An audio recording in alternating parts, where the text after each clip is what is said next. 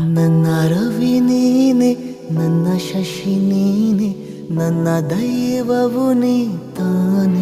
ಸರ್ವೇ ಸಾಮಾನ್ಯ ವ್ಯಕ್ತಿ, ಅಂದ್ರೆ ಅಲ್ಪ ತೃಪ್ತ ಅಂತ ಹೇಳ್ತಾರೆ.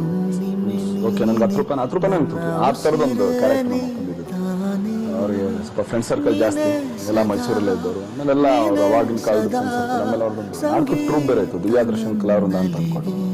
ಸೊ ಎಲ್ಲ ಡ್ರಾಮಾ ಗೇಮ ಪ್ರಾಕ್ಟೀಸ್ ಮಾಡೋರು. ತಂದೆದ್ದು ಬೇರೆ ಥರನೇ ಇದು ಬ್ಯಾಕ್ಗ್ರೌಂಡ್. ಆ್ಯಕ್ಚುಲಿ ನಮ್ಮ ದೊಡ್ಡಪ್ಪನ ಬೇಕ್ರಿ ಕೆಲಸ ಮಾಡ್ತಾರೆ, ಬ್ರೆಡ್ ಹೊಸ್ಕೊಂಡು ಎಲ್ಲ ಬನ್ಗಿನ್ ಮಾಡ್ಕೊಂಡು.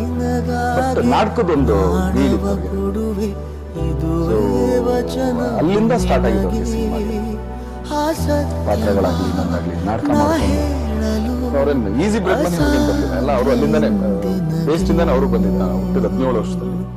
ನಮ್ಮಪ್ಪ ಅಂದ್ರೆ 1 ವರ್ಷ ಅವ್ರ ಹತ್ರ ಕಳ್ದಿರ್ಬೋದು, ಒಂದೇ 1 ವರ್ಷ. ಅವ್ರು ನಾವು ನೋಡಿದಾಗೆಲ್ಲ ಬರೀ ಬ್ಯಾಂಗ್ಳೂರ್ಲಿ ಅವರು. ತಿಂಗಳಲ್ಲಿ ಹಬ್ಬ ಅಂದ್ರೆ 1 2 ದಿನ 3 ದಿನ ಮೈಸೂರಲ್ಲಿದ್ರೆ ಹೆಚ್ಚು.